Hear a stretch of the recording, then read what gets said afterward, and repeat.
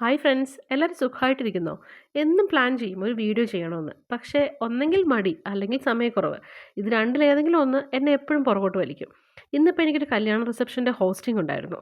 അപ്പോൾ അത് കഴിഞ്ഞ് വന്നു കഴിഞ്ഞ് ഒരല്പസമയം വിശ്രമിച്ചിട്ട് എഴുന്നേറ്റ് കഴിഞ്ഞപ്പോൾ ഈവനിങ് ഒന്ന് ഓണാക്കി എടുക്കാനായിട്ട് ഒരു നല്ല ചായ കുടിക്കണം എന്ന് തോന്നി. ഞാൻ ശരിക്കും ഒരു ചായ പേഴ്സൺ ഒന്നുമല്ല. രാവിലെയും വൈകിട്ടും ഓരോ ചായ, അതിൽ കൂടുതൽ കുടിക്കാറില്ല. പക്ഷേ, എനിക്ക് ഈ 2 ചായയും എനിക്ക് ആരെങ്കിലും സ്നേഹത്തോടു കൂടി നല്ല കടുപ്പത്തിൽ, മധുരത്തിൽ അടിപൊളിയായിട്ട് ഇട്ട് തരുവാണെങ്കിൽ നല്ല അന്തസ്സായിട്ട് ഇരുന്ന് കുടിക്കുന്ന ആളാണ് ഞാൻ. പക്ഷേ, ഇന്ന് എനിക്കിപ്പോൾ അതുപോലെ ഇട്ട് തരാൻ ആരും ഇല്ലാത്തത് കൊണ്ട് ഞാൻ തന്നെ എനിക്കുള്ള ചായ ഉണ്ടാക്കുവാണ്. ഇത് ഞാൻ വീട്ടിലേക്ക് മേടിച്ച കുറച്ച് സാധനങ്ങളാണ് കേട്ടോ.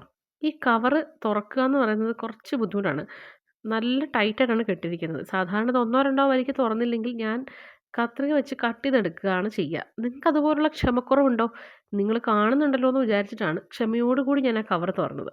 കൂടുതലായിട്ടൊന്നുമില്ല. കുറച്ച് പച്ചക്കറി, കുറച്ച് മീന്, കുറച്ച് പാല് അങ്ങനെയുള്ള കുറച്ച് സാധനങ്ങൾ. ദേ ഞാൻ അവിടെ നിന്ന് മാറാൻ നോക്കിയിരുന്നു പാല് തിളയ്ക്കാനായിട്ട്. ഇത് താഴേക്ക് പോയില്ല. അമ്മമാര് പറഞ്ഞു കേട്ടിട്ടുണ്ട്. നമ്മൾ നോക്കി നിൽക്കുമ്പോൾ പാല് തിളക്കില്ല.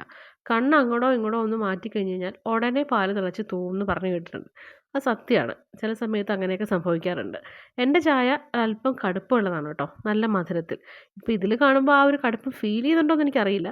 നല്ല കടുപ്പമുള്ളൊരു ചായ കുടിച്ച് കഴിഞ്ഞാൽ ചിലപ്പോൾ നമുക്ക് നല്ലൊരു ഊർജ്ജമാണ് ജോലികളൊക്കെ ചെയ്യാനായിട്ട്.